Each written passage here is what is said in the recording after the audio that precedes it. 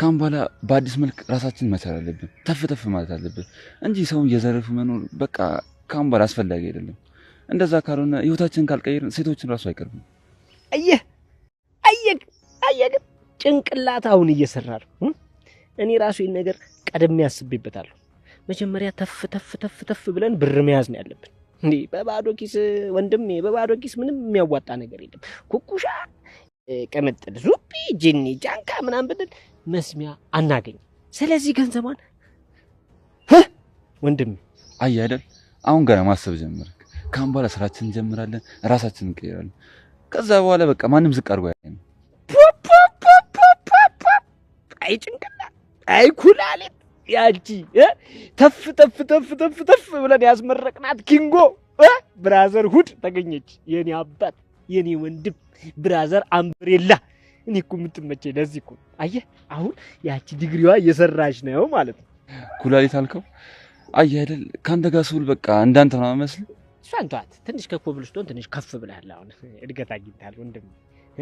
አሁንማ በቃችን ይሄን ካየው እኮ ራሱ ለኔ በቂ ነው። በሞትስ እንዴ እውነቴን እኮ ነው። አሁን ድብን ብልስ ጧሪ ቀባሪ ያለኝ እኮ አንተን የመሰለ ወንድም የኔ አባት። እኪንጎ አያሳብሽ ግን ናትዬ። እኔም ያሰብሽው ነገር ተሳካልሽ ወይስ ከገጠር የምስራ ይሰማሽ? ዴቪ ደስ የሚል ዜና ሰምቻለሁ። እማዬ ለመምጣት ተስማማች። እሺ ብላኛለች። በቅርቡ ትመጣለች። እንኳን ደስ አለሽ የኔ ውድ። እኔም እኮ እናትሽ እንዲመጡ ፈልጋለሁ። አሁን እንደውም ለትዳር የሚሆንን ነገር ሁሉ እያሟላን ነው አይደል? ዝግጁ ነን እኛ። ስለዚህ ይምጡ፣ በክብር እንቀበላቸዋለን። እሺ የኔ ሀሳብ ያመሰግናለሁ። አሁን ግን በጣም ርቦኛል። የሚሰራ ነገር ሰርቼ እንብላ፣ ካልሆነ ግን በራብ መሞቴ ነው። እኔ መቼም እሺ። እንደውም ዛሬ መስራት ምናምን እያልሻት ለፊ። ዛሬ እኔ አንቺ የምንከባከብበት ቀን ነው። ውጭ ወተን እንበላለን። ስለዚህ ልብስሽን ቀይሪ። እሺ መጣሁ፣ ጠብቀኝ።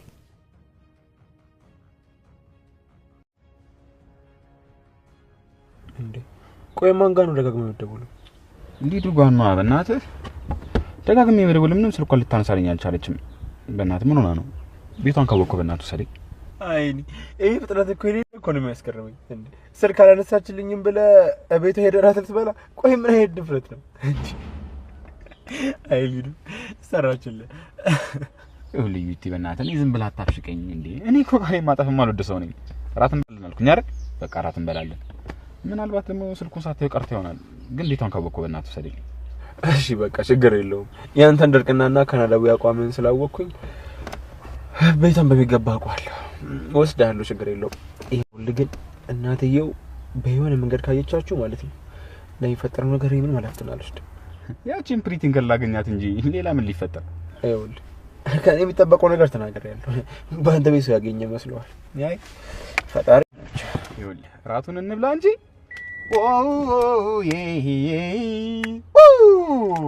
I love you more than I can say። ልክ እንደዚህ ብዬ ነው መዘፍነላት። ኧረ አንተ በእናትህ አትሟዘዝ። ደግሞ ድምጽ እንዳለው ሰው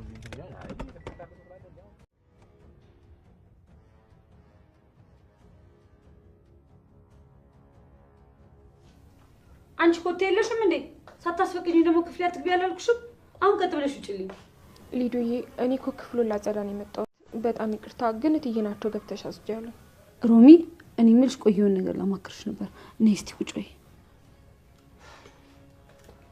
እኔ የምልሽ ሮሚ ከዚህ በኋላ እኔ ካንቺ ጋር መጣላት አልፈልግም። ስላስቀየምኩሽም ስለሁሉ ነገር በጣም ይቅርታ አድርጊልኝ። ዛሬ ግን አንድ ነገር እንድታግዥኝ እፈልጋለሁ። ምንድነው እሱ?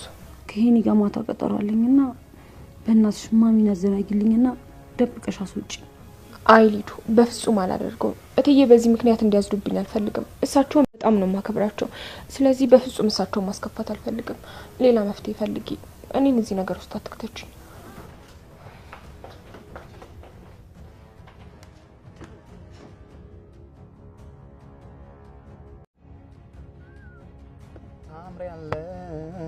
ታምሪያለሽ በልቤ በእናትህ ጥሩ ድምጽ እንዳለው ሰጥተናል።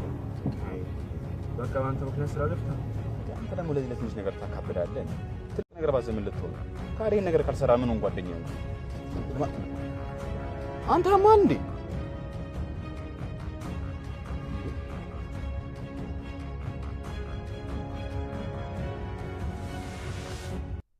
ከዚህም በተጨማሪ ሰዎች ነገሮችን ወደ ራሳቸው በመውሰዳቸው የራስ ወዳድነት የሚባል ስሜት ውስጥ ይገባሉ። ይህም ሁሉም ነገር ስለነሱ ብቻ እንደሆነ የሚያስቡበት ሁኔታ ነው።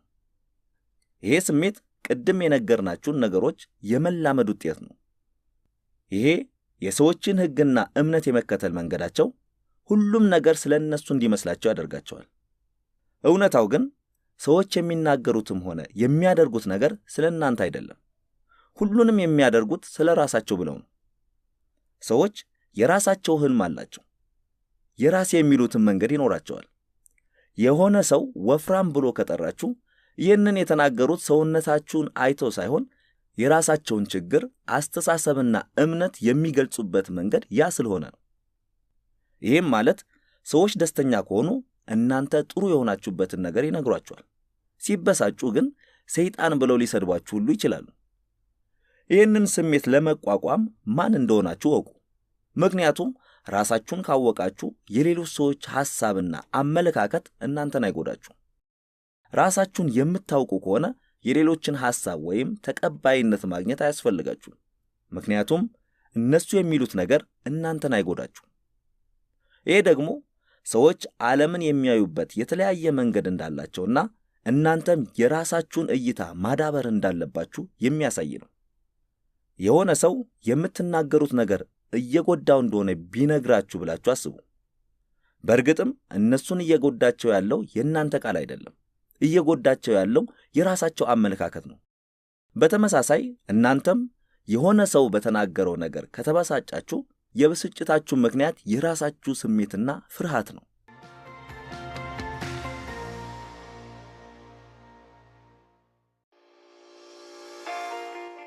ክፍል 4 ሶስተኛው ስምምነት። ነገሮችን ከመገመት ይልቅ ጥያቄዎችን ጠይቁ። ፍቅረኛችሁ አንድ ጊዜ ብቻ ባጭሩ ሃይ ብሎ መልእክት ስለላከ ግንኙነታችሁ ላይ ችግር እንደተፈጠረ አስባችሁ ታውቃላችሁ? መልካም። ሁሉም ሰው እንደዚህ አይነት ስሜት ተሰምቶት ያውቃል። ይሄ በራሳችን የምናስቀምጠው ግምት እንዴት ችግር እንደሚፈጥር ማሳያ ነው። የሆነ ነገር ይሆናል ብላችሁ ስትገምቱ ያሰባችሁት ነገር እውነት እንደሆነ ታስቡና እውነት ሳይሆን ሲቀር ታዝናላችሁ። ትልቁ ችግር ምን መሰላችሁ? ብዙዎቹ ግምቶች እውነተኛ የሆነ መሰረት የላቸውም። የሚኖሩት በሐሳባችን ውስጥ ብቻ ነው። ስለዚህ የሆነ ነገርን ለመረዳት ሲከብዳችሁ ትርጉሙ ምን እንደሆነ እንደምታውቁ ትገምታላችሁ። ከዚያ እውነታው ግልጽ ሲሆንላችሁ ካሰባችሁት የተለየ ትርጉም እንዳለው ትረዳላችሁ ማለት ነው። እየተንቀሳቀሳችሁ አንዲት ቆንጆ ሴት አያችሁና ፈገግ አለችላችሁ እንበል። ወዲያውኑ ታዲያ ያችን ሴት እንደወደደቻችሁ ታስቡና ስትጋቡ ሁሉ አስባችሁ በቀል ልትቃዡ ትችላላችሁ። እንደዚህ አይነት ከእውነታው በጣም የራቁ ግምቶች በግንኙነት ውስጥም ከባድ ችግር ያመጣሉ። ምክንያቱም ሰዎች የፍቅር አጋራቸው የማስበውን ነገር ያውቃል ብለው ይገምቱና እነሱ የሚፈልጉትን ነገር እንደሚያደርጉላቸው ያስባሉ። ከዚያ ያንን ሳያደርጉላቸው ሲቀሩ ይበሳጫሉ። በተመሳሳይም ስለ ራሳችሁም ግምት ታስቀምጣላችሁ። የሆነ ነገር መስራት እንደምትችሉ ታስቡና ያንን ተግባር መስራት ሲያቅታችሁ ራሳችሁን ከፍ አድርጋችሁ በመመልከታችሁ ታዝናላችሁ። በትክክል መሆን ያለበት ግን እንደዚህ አይነት ሁኔታ ሲያጋጥማችሁ ተጨማሪ ጥያቄ ስለ ራሳችሁ ጠይቆ መረዳት ነው። ስለዚህ ነገሮችን መገመት ይጎዳል። ከመገመት ይልቅ ትርጉም ያላቸውን ጥያቄዎች መጠየቅ አለባችሁ። ጥያቄ መጠየቅ ከባድ ሊሆን ይችላል። ነገር ግን ቀድማችሁ እንዳትገምቱ የሚያደርጋችሁ ብቸኛው መንገድ ነው። አንድ ጓደኛችሁ ሰላም ካላላችሁ መጥፎ ነገር ተፈጥሮ ነው ወይም ጠልቶኝ ነው ብሎ ከመገመት ይልቅ ምን ተፈጠረ ብላችሁ ልትጠይቁ ትችላላችሁ። አእምሯችሁ ውስጥ ማስቀመጥ ያለባችሁ ነገር ከሰዎች ጋር ግልጽ ተግባቦት እንደሚያስፈልጋችሁ ነው። ይህም ማለት ብዙ ጥያቄ መጠየቅ በችግሩ ላይ ግልጽ የሆነ እይታ እንዲኖራችሁ ያደርጋል ማለት ነው። ጥያቄዎችን በመጠየቅ ወደ እውነቱ እንድትቀርቡና ዝም ብላችሁ እንዳትገምቱ ያደርጋችኋል። እስካሁን 3 ስምምነቶችን አይተናል። በመቀጠል 4ኛውን እንማራለን። ይህም 3ቱን ተግባራዊ እንድታደርጉ የሚረዳችሁ ነው።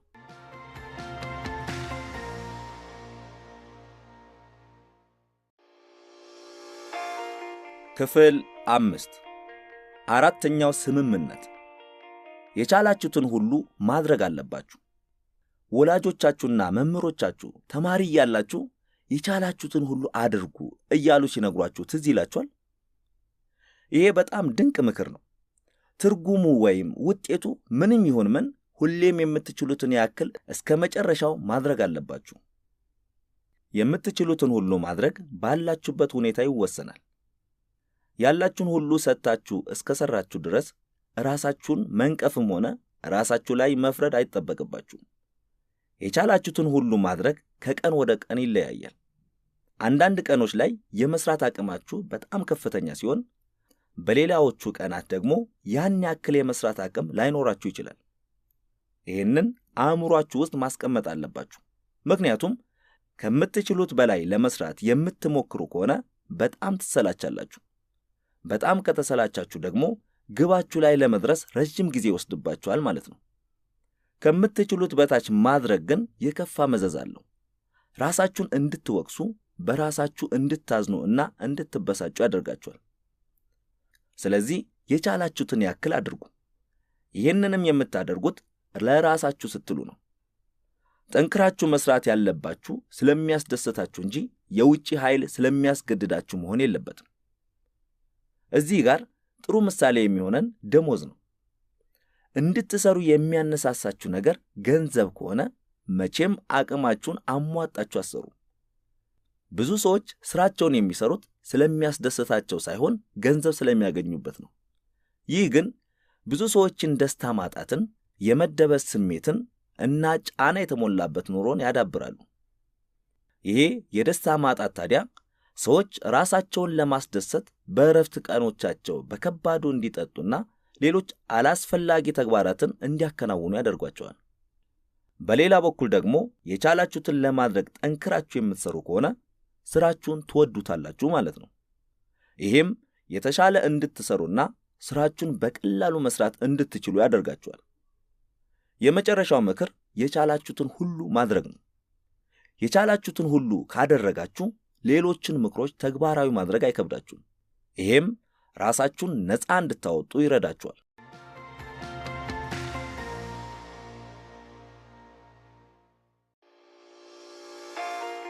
ክፍል 6 ከዚህ ቀደም ከነበሯችሁ ስምምነቶች ጋር ተፋታችሁ ነፃነታችሁን አገኙ። ከዚህ ቀደም የነበራችሁ አኗኗርና አመለካከት እንዴት ችግርን እያመጣባችሁ እንደሆነ ተረድታችኋል ብለን እናስባለን። በመቀጠል ከነዚህ ችግሮች ነፃ የምትወጡበትን 3 መንገድ እናያለን። የመጀመሪያው አሁን ላይ የኖራችሁት ካላችሁት ህልማችሁ ጋር ይገናኛል። የመጀመሪያው መፍትሄ በራሳችን ሐሳብ ህልማችንን መገንባት መቻል ነው። ምክንያቱም ሰዎች ከልጅነታችሁ ህልም ጋር ነው የሚያስተያዩአችሁ። እናንተ ግን አሁን ልጅ አይደላችሁምና ዛሬ ላይ ህልማችሁን መቀየርና የፈለጋችሁትን ነገር ማመን ትችላላችሁ። እንዲሁም ደግሞ በልጅነታችሁ ስታስቡት የነበረው ነገር እውነት እንዳልሆነ መረዳትና ማወቅ ትጀምራላችሁ። ከዚያ ህልማችሁን ማሻሻል፣ የፈለጋችሁትን ማመን ትቀጥላላችሁ። ይህንን ለማድረግ ደስታን ያሳጣችሁ የነበረውን እምነት ወይም ህግ በማየት ጀምሩ። ከዚያ የሚያጋጥሟችሁን ባህሪዎች አንድ በአንድ ከፋፍሏቸው እና በ4ቱ ስምምነቶች ተጠቅማችሁ የነበራችሁን አመለካከትና ሐሳብ ቀይሩ። ሁለተኛው ነፃ የምንሆንበት መንገድ አእምሯችንን የሚቆጣጠረው የሚመስለንን ነገር በቶሊክ አስተሳሰብ ልንቀይረው እንችላለን። ከዚህ ኃላፊነት ነፃ ለመውጣት ይቅር ማለትን መማር አለባችሁ። በጠዋት በንቃት የመስራት አቅምን ተሞልታችሁ ብትነሱ ብላችሁ አስቡ። ብዙም ሳይቆይ ታዲያ ከፍቅር አጋራችሁ ጋር ተጣልታችሁና መጥፎ ስሜት ውስጥ ገባችሁ እንበል። ይሄ ስሜት አቅማችሁን ያሟጥጠውና የራሳችሁንም የሌሎችንም ሕይወት እንዳትለውጡ ያደርጋችኋል። ይሄ ብቻ አይደለም፣ በራሳችሁ ላይ ቅሬታ መፈጠሩ መጥፎ ነገሮችን ይጠራል። ይሄም ይበልጥ አሉታዊ ነገሮች እንዲገጥሟችሁ ያደርጋል። ይህንን ሂደት ለማስቆም ራሳችሁንም ጨምሮ የበደሏችሁን ሰዎች ይቅር ማለት አለባችሁ። በመጨረሻም 3ኛው ራሳችሁን ነፃ የምታወጡበት መንገድ እያንዳንዱን ቀን እንደ ሕይወታችሁ መጨረሻ ቀን አድርጋችሁ መኖር ነው። ይህንን ማድረጋችሁ ዛሬ ላይ የሌለ ነገር እንዳልገጠማችሁ እንድትረዱ ያስችላችኋል። እንዴት መኖር እንደምትፈልጉ ግልጽ ያለ አስተያየት ያስቀምጥላችኋል። ይህንን ውድ ጊዜያችሁን ሌሎች ሰዎች ስለ እናንተ ምን እንደሚያስቡ በመጨነቅ ማሳለፍ አለባችሁ? ይህንን ጥያቄ ራሳችሁን መጠየቅ አስተሳሰባችሁ እንዲቀየር ያደርገዋል።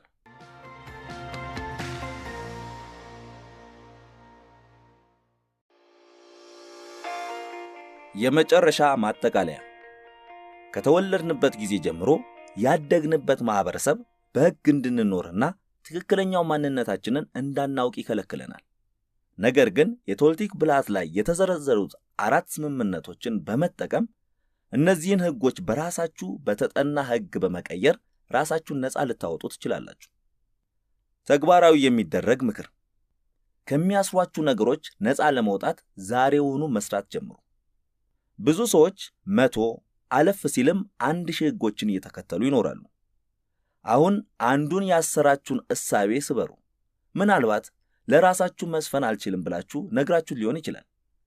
ይህንን እሳቤ ለመስበር ከልባችሁ ዝፈኑ እና መድረክ ላይ ብትሆኑ ኖሮ ሰዎች ሊያጨበጭቡላችሁ እንደሚችሉ አስቡ። ከላይ የጠቀስናቸውን መንገዶች በመከተል ሁሉንም አላሰራ ያሏችሁን ሐሳቦች በአዲስ በመቀየር ራሳችሁን ነፃ ማውጣት ትችላላችሁ።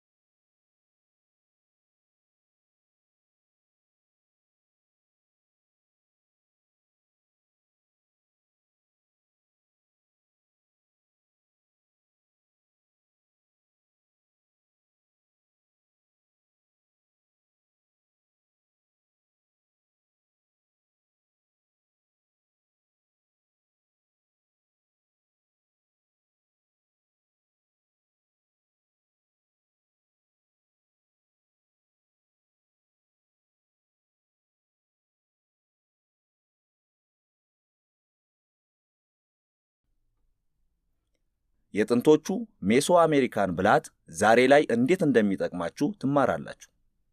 ከዛ በፊት ግን ትንሽ ስለ ቶልቴክ ምንነት እንበላችሁ። ቶልቴክ ጥልቅ የትምህርት ልምድና ዕውቀትን ከትውልድ ወደ ትውልድ በማስተላለፍ የሚታወቁ ጥንታዊ የአርቲስቶችና ሳይንቲስቶች ስብስብ ወይም ማህበረሰብ ነበሩ። መገኛቸውም መካከለኛው ሜክሲኮ ሲሆን መንፈሳዊ ዕውቀታቸውን ያገኙት ከቅድመ አያቶቻቸው እንደሆነ ይነገራል።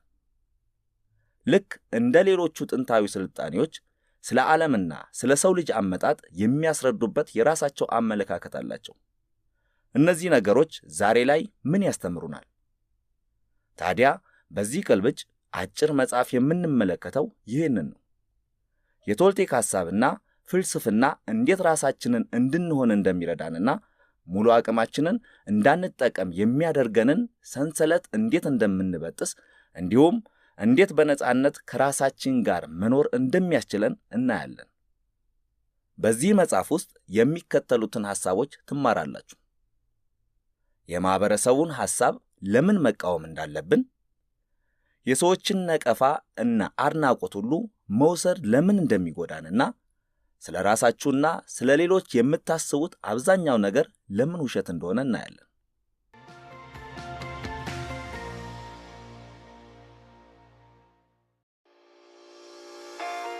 ክፍል 1 በልጅነታችን ያደግንባቸው ሕግጋት ካደግንም በኋላ ይከተሉናል።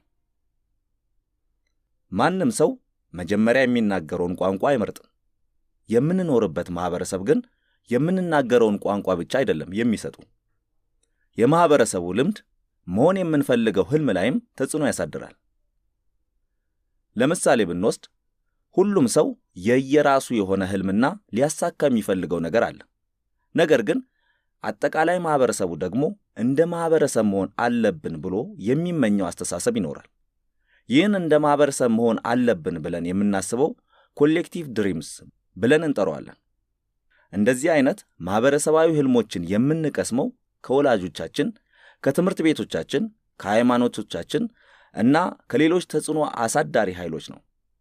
ከነዚህ ኃይሎች ከምናገኘው ትምህርት ተነስተን ነው ታዲያ ትክክለኛ ባህሪ ምንድነው የሚለውን የምንማረው። ጥሩና መጥፎ የሚለውን ልዩነትም ለመረዳት የምንሞክረው ከነዚህ ቦታዎች ነው። ይሁንና ግን እነዚህን ህጎችና ስምምነቶች እኛ አልመረጥናቸውም። እንደዚህ አይነት ህጎችን ያለምንም ጥያቄ የመቀበል አቅማችን ባህሪያችንን ይቀርጸዋል። በልጅነታችን አስቸጋሪ ከሆነን አዋቂዎች ከኛ የበለጠ ኃይል ስለነበራቸው የኛን ፍላጎት ወደ ጎን በመተው ባጠፋን ቁጥር ይቀጡን ነበር። ይሄ ብቻ አይደለም፣ የእነሱን ሐሳብ የምናከብር ከሆነና እንዳሉት ካደረግን ይሸልሙን ነበር። በመጨረሻም አብዛኞቻችን ለነሱ ፍላጎትና እምነት እጅ ሰጥተን ተቀምጠናል። ምን ያክል ወላጆች ልጆቻቸውን እነሱ ባሉት መንገድ መሄዳቸው መልካም ምግባር እንደሆነና ከነሱ ሐሳብ በተቃራኒ ከሄዱ ደግሞ መጥፎ ምግባር እንደሆነ እንደሚነግሯቸው አስቡ። በዚህ ስርዓት ውስጥ ከሆነን የመልካም ባህሪያችን የመጀመሪያው ሽልማት ወላጆች፣ መምህሮች እና ጓደኞቻችን እኛን ሊያደምጡን መፍቀዳቸው ነው። እውነት ለመናገር እንደዚህ አይነት ሽልማቶች ያስደስቱናል። ስለዚህ ሁሌ እንድንደመጥና ቦታ እንድናገኝ እነሱ ያስቀመጡልንን ሕግ በማክበር ውስጥ እንቆያለን። መገፋትንና እምቢ መባልን ስለምንፈራ ያልሆነውን ሆነን ለመታየት እንሞክራለን። በመጨረሻም የሆነ ጊዜ ላይ ራሳችንን ስንመለከት ማንም የሚቆጣጠረን ሰው ሳይኖር በልጅነታችን የምናከብራቸውን ሕጎች እናከብራለን። ምክንያቱም ሁሉም እምነቶችና ሕጎች ውስጣችን ተቀብረዋል። በሌላ አማርኛ ራሳችንን አላምደናል። ፍጹም የሚባለውን ባህሪ እንቀርጸውና ያንን ለመከተል እንሞክራለን።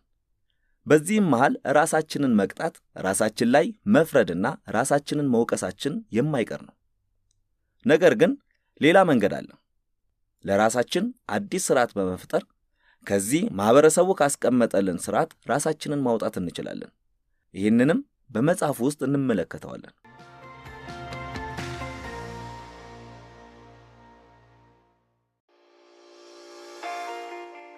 ክፍል 2 የመጀመሪያው ስምምነት ንግግራችሁ እንከን እንዳይኖረው ማድረግናም ራሳችሁንም ሆነ ሌሎች ሰዎችን አለመውቀስና መጥፎ ንግግር አለመናገር ነው። ኢምፒኬብል የሚለው ቃል ከላቲን የመጣ እንደሆነ ታውቃላችሁ? ትርጉሙስ ኃጢአት የሌለበት መሆኑንስ ታውቃላችሁ? ስለዚህ ንግግራችሁ እንከን የሌለው ይሁን ማለት ራሳችሁንም ሆነ ሌሎች ሰዎችን የሚጎዱ መጥፎ ቃላትን መጠቀም ኃጢአት ነው እንደማለት ነው። እንደዚህ አይነቱ ነገር ሊከሰት የሚችለው ራሳችንን በምንወቅስበት ወይም ራሳችን ላይ በምንፈርድበት ጊዜ ነው። ምንም የማይረባ ወይም በጣም ደካማ እንደሆናችሁ ልታስቡ ትችላላችሁ። እነዚህን መጥፎ ሐሳቦችን የምታስቡ ከሆነ ራሳችሁን እየጎዳችሁና ራሳችሁ ላይ እየፈረዳችሁ ነው። ይህንን ከማድረግ ይልቅ ለራሳችሁ ምን ያክል ድንቅ እንደሆናችሁና ራሳችሁን ምን ያክል እንደምትወዱ መናገር ትችላላችሁ። ስለዚህ የምትጠቀሟቸው ቃላት በጣም ኃይለኛ እንደሆኑና ነፃ ሊያወጧችሁም ባሪያ ሊያደርጓችሁም እንደሚችሉ ወቁ። ቃላትን ስንሰማቸው ቀላል ሊመስሉን ይችላሉ፣ ነገር ግን ከመግባቢያነት የበለጠ አቅምም አላቸው። የምታወጧቸው ቃላት ከሰዎች ጋር እንድትግባቡና ራሳችሁን መግለጽ እንድትችሉ ይረዳችኋል። ከዚያም በላይ ግን የምታስቡበትን መንገድ ይቀይሩታል። በዚህ መንገድ ስናየው የምትጠቀሟቸው ቃላት አእምሯችሁ ውስጥ የተለያዩ ሐሳቦችን ይፈጥራሉ። ይሄም ለእውነታው ያላችሁን አመለካከት ይቀርጸዋል። ከዚያም ባሻገር የሌሎችም ሰዎች አስተያየት ላይ ተጽዕኖ ያሳድራል። ይህንን ታሪክ እንመልከተው። አንዲት ሴት ሰዎችን በሙሉ ልቧ የምትወድ ሴት ልጅ ነበረቻት። አንድ ቀን ሴትዮዋ ቤት ስትመጣ ብቻዋን ለመሆን ፈልጋ ነበር። ልጇ ግን ጥሩ ስሜት ላይ ስለነበረች በጣም እየጮኸች ትዘፍን ትጨፍር ነበር። እናትየዋ በጣም ተረብሻ ስለነበር እስቲ ዝም በይ፣ ድምፅሽ በጣም ነው የሚያስጠላው ብላ ልጇ ላይ ትጮህባታለች። በዚህ ምክንያት ልጅቷ እናቷ ያለቻትን አመነቻትና ድምጿ በጣም እንደሚያስጠላና ሰው እንደሚረብሽ ለራሷ ነገረችው። ለረጅም ጊዜ ለመስፈን ቀርቶ ከሰዎች ጋር ለመግባባት ተቸግራ ኖረች። ይሄ ቃላት ምን ያክል እንደሚያስሩን ለማሳየት ያመጣ ነው ምሳሌ ነው። ለራሳችሁ ምን ያክል ጊዜ እኔ በቂ አይደለሁም ብላችሁ እንደነገራችሁ ታስታውሱ። እንደዚህ ብላችሁ ለራሳችሁ በነገራችሁ ቁጥር በምትሉት ነገር እየተስማማችሁ ነው። ለዚህ ነው የመጀመሪያው እርምጃችሁ መሆን ያለበት ለራሳችሁ መጥፎ ቃልን አለመናገር ነው ያልናችሁ። በመቀጠል ስለ ሁለተኛው ስምምነት እንንገራችሁ። እሱም ምንም ነገርን ከልባችሁ አለመውሰድ ነው።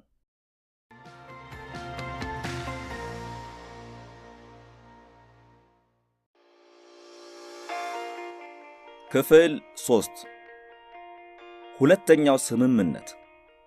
ምንም ነገር ከልባችሁ መውሰድ የለባችሁ። ለመጨረሻ ጊዜ ሰው ክፉ ነገር የተናገራችሁንና ከልባችሁ ወስዳችሁ ያዘናችሁበትን ጊዜ ታስታውሳላችሁ? በጣም በቅርቡ ነው አይደል? ችግሩ ታዲያ እዚህ ጋር ነው። የሆነ ነገር ወደ እናንተ ከመጣ የተፈጠረውን ነገር ትስማሙበትና ወደ ራሳችሁ ትወስዱትና ትጎዳላችሁ። ያ ነገር እኮ ምናልባትም ከእናንተ ጋር አይገናኝም። በምድር ጥቃት እየተሰነዘረባት ነበር። ይሄ ጥቃት ይመራ የነበረው በእስራኤል አክራሪ የመከላከያ ሚኒስትር ኤሪየል ሻሮን ነበር። ዓላማው ምን እንደሆነም ግልጽ ነው። ፍላጎቱ የፍልስጤምን ነጻነት ግንባር ማውደምና የፍልስጤማውያን ድርሻ የሆኑትን ዌስት ባንክ፣ የጋዛ ሰርጥና ምስራቅ ኢየሩሳሌምን መቆጣጠር ነው። እዚህ ጋር ያለው ዋና መልእክት የሊባኖስ ጦርነት የፍልስጤም ነጻነት ግንባርን ረብሾት ነበር፣ የፍልስጤሞችን ንቅናቄ ግን አጠናክሮታል የሚል ነው። የሊባኖስ ጦርነት ያልተጠበቀ ነገር አልነበረም። ከ6 ቀኑ ጦርነት በኋላ ባሉት 10 ዓመታት ውስጥ የፍልስጤም ነጻነት ግንባር በርካታና እየጨመሩ የሚሄዱ እርምጃዎችን እስራኤል ላይ እየወሰደ ነበር። በብዛት ግን የነጻነት ግንባሩ የነበረው ሊባኖስ ውስጥ ነበር። ምክንያቱም 300,000 የሚሆኑ ፍልስጤማውያን በስደት የሚኖሩት እዚያ ነው። በ1970ዎቹ መጨረሻ እና በ1980ዎቹ መጀመሪያ ላይ የግንባሩ ወታደራዊ ክንፍ በእስራኤል ላይ በርካታ ሮኬቶች በድንበር አካባቢ ይወረውሩ ጀመር። እንደዛም ሆኖ ግን እስራኤል ጠንካራ ነበረች። በ10 ሳምንት ውስጥ የእስራኤል ወታደር ቤይሩትን በሰማይ በምድርና በባህር ማጥቃቱን ቀጠለ። ጥቃቱ በአሜሪካ ይደገፍ ነበር። ማለትም አሜሪካ በቢሊዮን የሚቆጠር ድጋፍ ከማድረጓን በላይ የአየር መሳሪያ፣ ታንክና ሌሎች ድጋፎችን ታደርጋለች። የፍልስጤም ነጻነት ግንባርም ጥቃቱን መልሶ ነበር። ድካማቸው ግን ከንቱ ነበር። የነጻነት ግንባሩ መሳሪያ የለውም። ከዚያም በተጨማሪ ከጦርነቱ በፊት የወሰዱት የድፍረት እርምጃዎች በአረብ ዓለም ውስጥ ሊረዷቸው ከሚችሉ በርካታ አጋሮቻቸው እንዲርቁ አድርጓቸዋል። ነሐሴ ውስጥ የፍልስጤም ነጻነት ግንባር ከሌባኖን ወጣ። እንደዛም ሆኖ ግን ጦርነቱ እንደቀጠለ ስለነበር ከተማዋን አበላሽቶ 19,000 የሚጠጉ ፍልስጤማውያንን እና የሊባኖን ህዝቦችን ህይወት ቀጥፏል። ከሞቱት አብዛኞቹ ንጹሃን ነበሩ። የፍልስጤም ነጻነት ግንባር ሰላም ቢፈልግም እንኳን ጦርነቱ እንደቀጠለ ነበር። በመስከረም 1982 እስራኤል ሊባኖስ ውስጥ ይንቀሳቀሱ የነበሩ ታጣቂዎችን ደግፋ ሳብራና ሻቲላ የስደተኞች ካምፕ ውስጥ ያሉ ንጹሃንን በግፍ አስገድላለች። በዚህ ጥቃት ወደ 3,000 የሚጠጉ ሰዎች ተገድለዋል። በመጨረሻም የተከፈተው የእርቅ ስምምነት የተሳካው በግማሽ ብቻ ነበር። እስራኤል የፍልስጤም ነጻነት ግንባርን እንቅስቃሴ ማስቆም ብትፈልግም በአካባቢው ያለው ሽኩቻና ውጥረት አካባቢውን ጨምሮ በዓለም ደረጃ አሳሳቢ እንዲሆን አድርጎታል። የፍልስጤም የመከላከል ሐሳብም አልሞተም ነበር። እንዳውም እንቅስቃሴው እየጨመረ ሄደ። በቀጣዮቹ ዓመታት በእስራኤል የተያዙ አካባቢዎች ላይ ያሉ ፍልስጤማውያን ለነጻነታቸው ጠንክረው መታገል ጀመሩ።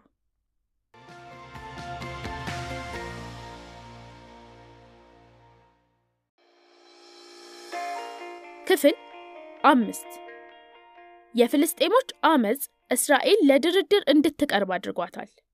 ስምምነታቸው ግን መልካም አልነበረም።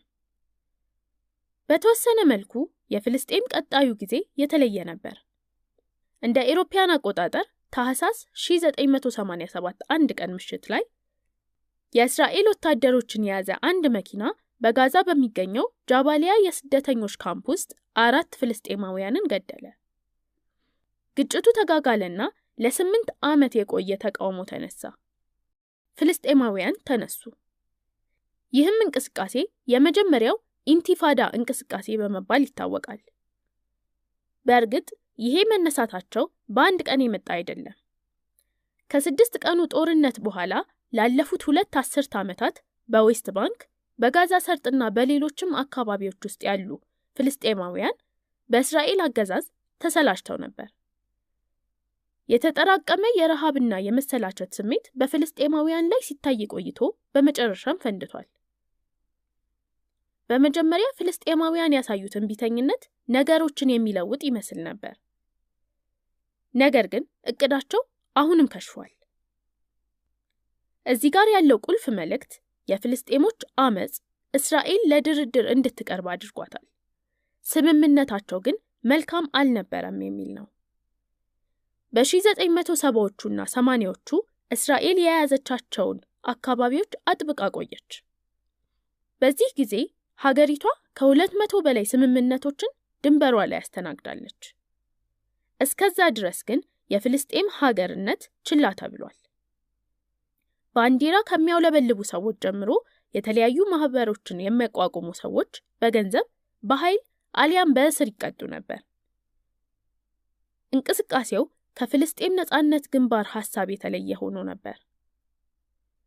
የሰብአዊ መብት መጣስ፣ አመጾችንና ሰላማዊ ሰልፎችን ማነሳሳት የተለመደ ሆኗል። የግራስ ሩት እንቅስቃሴ የተማሩ ሰዎች ከላይ እስከታች ድጋፍ ያደረጉለትና ሴቶች የአመራር ቦታውን የያዙበት ነበር። አብዛኛው እንቅስቃሴ ሰላማዊ ቢሆንም የእስራኤል ምላሽ በተቃራኒው ኃይልን የተሞላ አንዳንዴም ግድያን ያዘለ ነበር። በዚህ የአመጽ ወቅት የተነሳው አንድ ሁኔታውን የሚያስረዳው ፎቶ አንድ ፍልስጤማዊ ሕፃን በእስራኤል የወታደሮች መኪና ላይ ድንጋይ ሲወረወር የተነሳው ነበር። እንደ አውሮፓውያን አቆጣጠር በ1991 ይሄ የፍልስጤማውያን አመጽ እስራኤልን ወደ ድርድር እንድትመጣ ገፋፋት። ይሁንና የሰላም ስምምነቱ ገና ከመጀመሪያው የተካደ ነበር። የፍልስጤም ነጻነት ግንባር የሚወክለው ፍልስጤማውያንን ነበር። የድርጅቱ አመራሮች ግን በዲፕሎማሲ ልምድ ስለሌላቸው ጥሩ ስምምነት አልፈጠሩም። ይባስ ብሎ ደግሞ በ1975 አሜሪካ ስምምነቱን ጣሰች። የእስራኤልና የፍልስጤም ተዋጊዎች ስምምነት ኦስሎ 1 እና 2 የተሰኙ ሰነዶችን አወጣ። እነዚህ ስምምነቶች ፍልስጤምን የሚጎዱ ነበሩ። ስምምነቱ የፍልስጤም ነጻነት ግንባር ወደ ፍልስጤም እንዲገባና ራሱን የፍልስጤም መንግስት አድርጎ እንዲያስቀምጥ የሚጠይቅ ነበር። በምትኩ የፍልስጤም ነጻነት ግንባር እስራኤልን እንደ ሀገር ተቀበላት። የፍልስጤም ነጻነት ግንባሩ መሪ ያሰር አራፋት ፍልስጤም ራሷን ችላ መቆሟን አስመልክቶ በደስታ ሰክሮ ነበር። ይሄ ውሳኔው ግን በቀጣዮቹ ዓመታት ትልቅ ችግርን ያመጣ ነበር።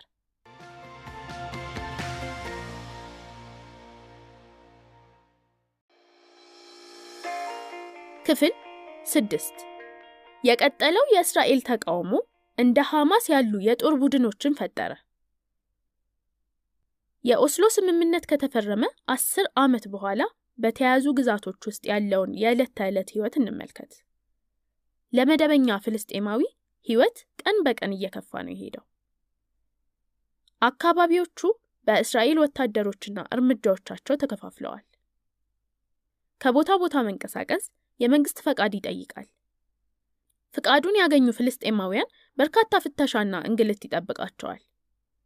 ዓለም አቀፋዊ ንግድ በጣም የተከለከለ ነው።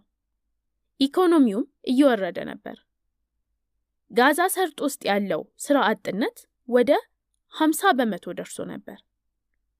በተቃራኒው እስራኤላውያን በነጻነት መንቀሳቀስና እንደፈለጉ